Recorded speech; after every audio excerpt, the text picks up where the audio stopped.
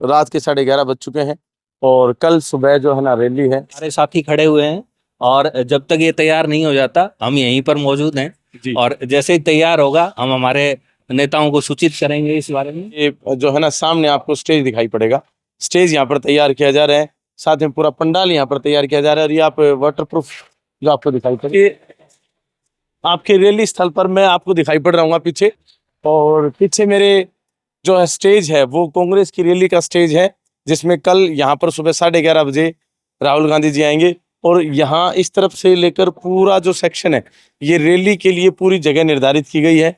और पीछे तक का जो सेक्शन है उधर अगर आप दिखाएंगे तो वहाँ। हेलो फ्रेंड्स, कैसे हैं आप सभी? मैं Shamsher Kaushik India news point पर आपके समक्ष एक बार फिर से उपस्थित हूँ। और रात के 11:30 बज चुके हैं और कल सुबह जो है ना रैली है। यहाँ जो रैली है वो कांग्रेस की रैली है। रावदान सिंह जी जो कांग्रेस के महेंद्रगढ़ विधानसभा से जो प्रत्याशी हैं उनके समर्थन में, और साथ में लगती विधानसभा जो है उसके प्रत्याशी जो हैं अनीता यादव, उनके समर्थन में यहाँ राहुल गांधी जी जो है ना आने वाले हैं। यहाँ हमारे साथी यहाँ पर काफ़ी मौजूद हैं।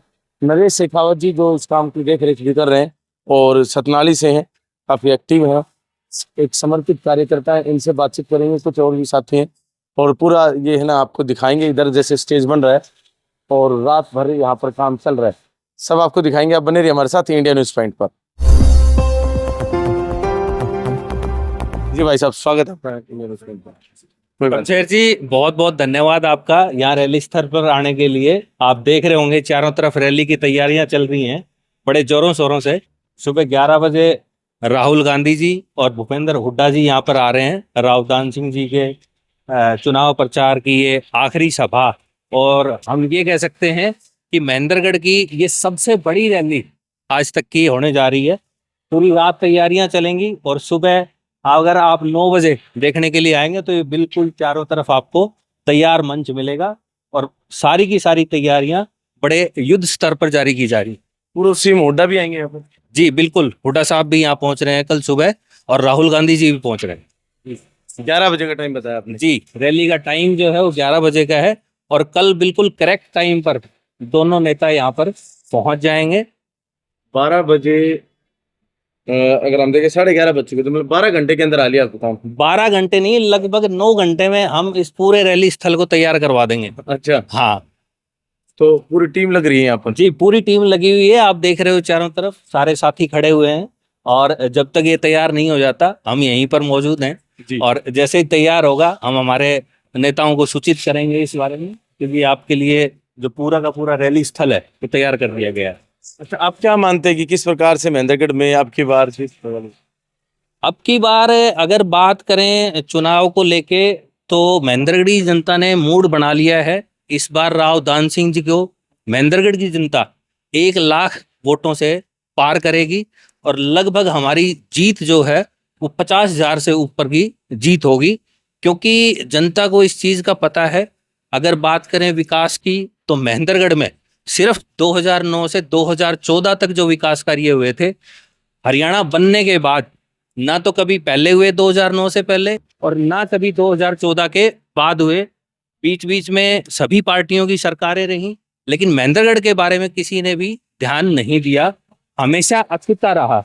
और इस बार ये आप सब लोगों को पता है कि इस बार कांग्रेस की जो सीटें हैं 60 सीटें पार करने जा रही है। बड़ी संख्या जो है बड़ी संख्या में सीटें जीत के कांग्रेस पार्टी की सरकार हरियाणा में बनने जा रही है और हमारे नेताजी को सरकार में मुख्यमंत्री के बाद इस बार सबसे बड़ा ओहदा मिलने वाला है।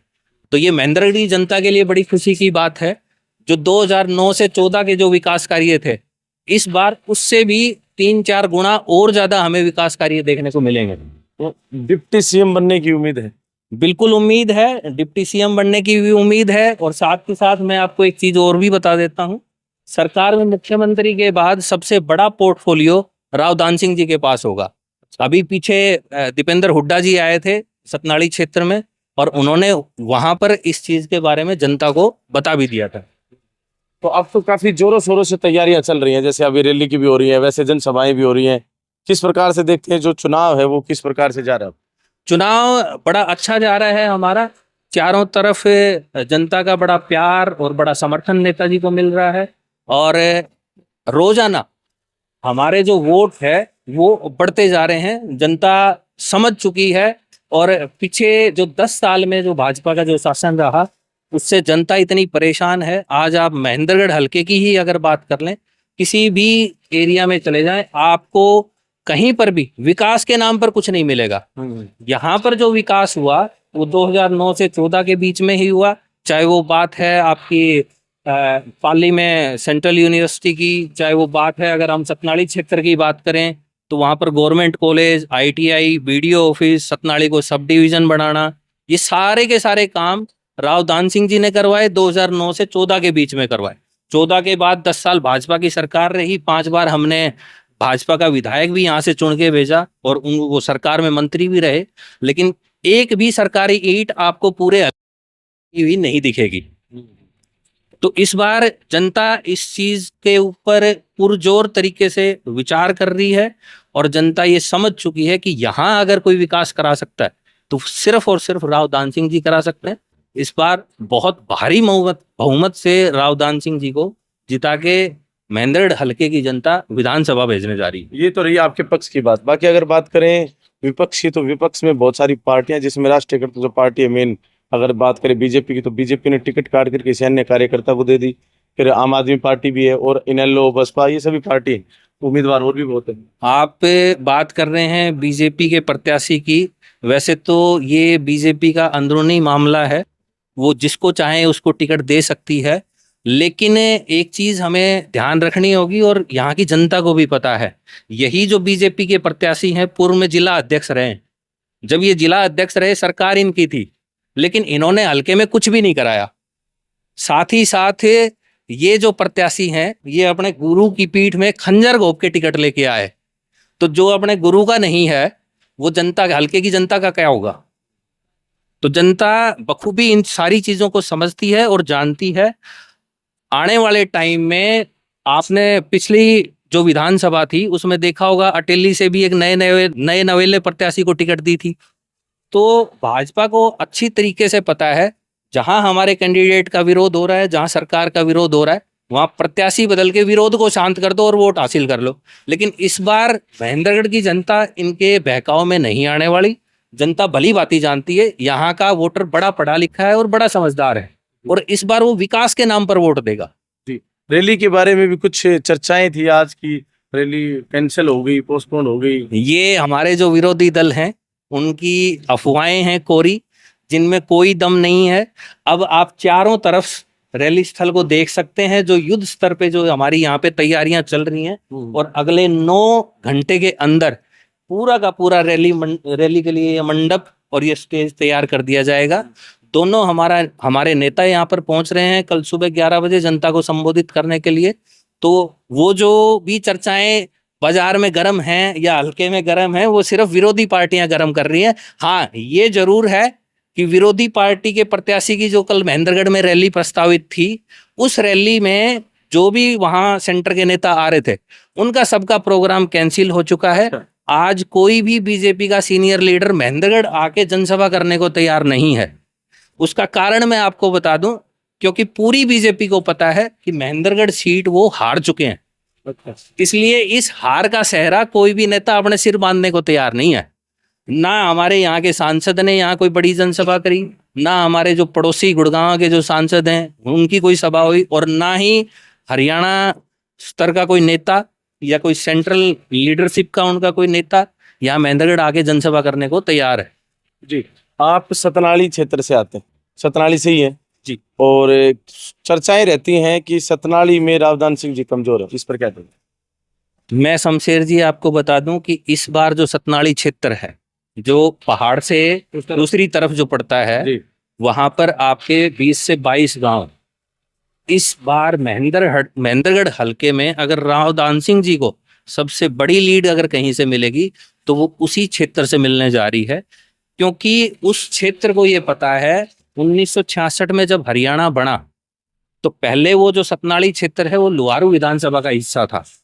जब लोहारू विधानसभा में हम थे तो वो क्षेत्र बिल्कुल अछूता था, कोई हाथ नहीं लगाता था, ना कोई सरकारी ईंट लगती थी। विकास की तो बात ही आप भूल जाओ। विकास के नाम पे हमने अपने अब तक की उम्र में वहां सिर्फ एक 12वीं तक का सरकारी स्कूल देखा था। 2009 में जब परिसीमन हुआ तब हमारा वो जो क्षेत्र है वो महेंद्रगढ़ विधानसभा में जो जोड़ा गया, और उसके बाद हमने राव दान सिंह जी को मत दिया, विधानसभा भेजा, वो सीपीएस बने उस कार्यकाल में, और उसके बाद सतनाली क्षेत्र को जो सौगात दी राव दान सिंह जी ने, आज वहां का हर मतदाता ये जानता है कि सिर्फ यही एक नेता है जो इस क्षेत्र का विकास कर सकता है। सिर्फ 5 साल के छोटे से कार्यकाल में उन्होंने एक गवर्नमेंट कॉलेज दिया, नया बस स्टैंड दिया, आईटीआई का एक वहां पे संस्थान दिया, बीडीओ ऑफिस दिया, सतनाली को उप तहसील का दर्जा दिलवाया। और अभी अगर राव दान सिंह जी इस बार विधानसभा पहुंचे तो सतनाली क्षेत्र के लिए उनका वादा है, और वादा नहीं उनकी गारंटी है कि सतनाली को पूर्ण तहसील का दर्जा दिलवाया जाएगा। और जो कांग्रेस के मैनिफेस्टो में आपने देखा होगा, महेंद्रगढ़ से मानेसर तक का एक 4 लेन रोड प्रस्तावित है। दीपेंद्र हुड्डा जी अभी घोषणा करके गए हैं कि वो रोड महेंद्रगढ़ से सतनाली तक जाएगा। अब वो जो रोड है वो सतनाली से मानेसर होगा।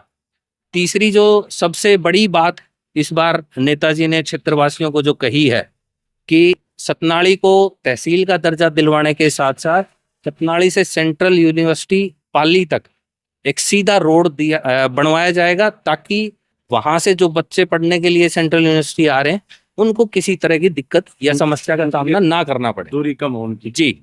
चलिए, अच्छा, एक विशेष बात कि जैसे नरेश शेखावत जी जी एक समर्पित कार्यकर्ता कांग्रेस के लिए, जी, किस प्रकार से एक्टिव है आप एक बार बताएं दर्शकों को। जनता के बीच में जा रहे हैं रोजाना, जो भी पार्टी की तरफ से या नेताजी की तरफ से जो भी ड्यूटी लगाई जा रही है उसको निभा रहे हैं। और अपने 11 बजे और वो आप देख रहे हो, अब जो भी जिम्मेवारी मिलती है पूरे समर्पित भाव से उसको निभाने की कोशिश करते हैं, क्योंकि इस बार हमारा गोल एक ही है, नेताजी को विधानसभा में भेजना है।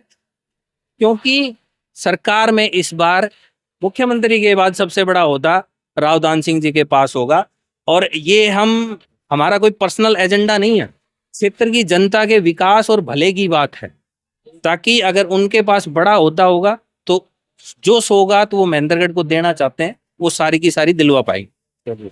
बहुत धन्यवाद जी आपका। बहुत बहुत धन्यवाद शमशेर जी, और आपके सभी दर्शकों का बहुत बहुत धन्यवाद जी। तो साथियों, आज हम रैली स्थल पर हैं, यहाँ पर नाइट में, आप उधर दिखाएं एक बार, ये जो है ना सामने आपको स्टेज दिखाई पड़ेगा। स्टेज यहाँ पर तैयार किया जा रहा है, साथ में पूरा पंडाल यहाँ पर तैयार किया जा रहा है, और ये आप वाटरप्रूफ जो आपको दिखाई पड़ रहा होगा, अमूमन जो रैलियों में होता है वो है।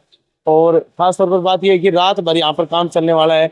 उधर आप देखेंगे तो जो है साथी काम पर है, और ये मैं आपके रैली स्थल पर मैं आपको दिखाई पड़ रहा हूँ पीछे, और पीछे मेरे जो है स्टेज है वो कांग्रेस की रैली का स्टेज है, जिसमें कल यहाँ पर सुबह 11:30 बजे राहुल गांधी जी आएंगे। और यहाँ इस तरफ से लेकर पूरा जो सेक्शन है ये रैली के लिए पूरी जगह निर्धारित की गई है, और पीछे तक का जो सेक्शन है उधर अगर आप दिखाएंगे तो वहाँ ये पूरा जो है ना रैली का एरिया निर्धारित कर दिया गया है कि यहाँ पर जो है ना रैली होगी, बड़ा स्टेज होगा, और जैसा कि अमूमन आप रैलियों में देखते हैं कि इस तरह का जो टेंट पंडाल जो होता है वो होगा।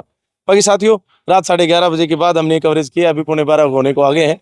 बाकी इस तरीके से हम आपको और भी चुनावी खबरें दिखा रहे हैं, जनसभाएं दिखा रहे हैं, साथ में इंटरव्यूज दिखा रहे हैं, और रैली या फिर अन्य जो प्रोग्राम्स होते हैं वो सभी दिखा रहे हैं। आपको कैसी लग रही है हमारी कवरेज, कमेंट बॉक्स में अपनी राय अवश्य दें। बाकी यहाँ पर नरेश शेखावत जी जो यहाँ इस काम को देख रहे थे, इनसे भी हमारी मुलाकात हुई, इन्होंने काफ़ी अच्छी जानकारी भी दी। आपको कैसी लगी पूरी कवरेज, कमेंट बॉक्स में अपनी अवश्य राय दें।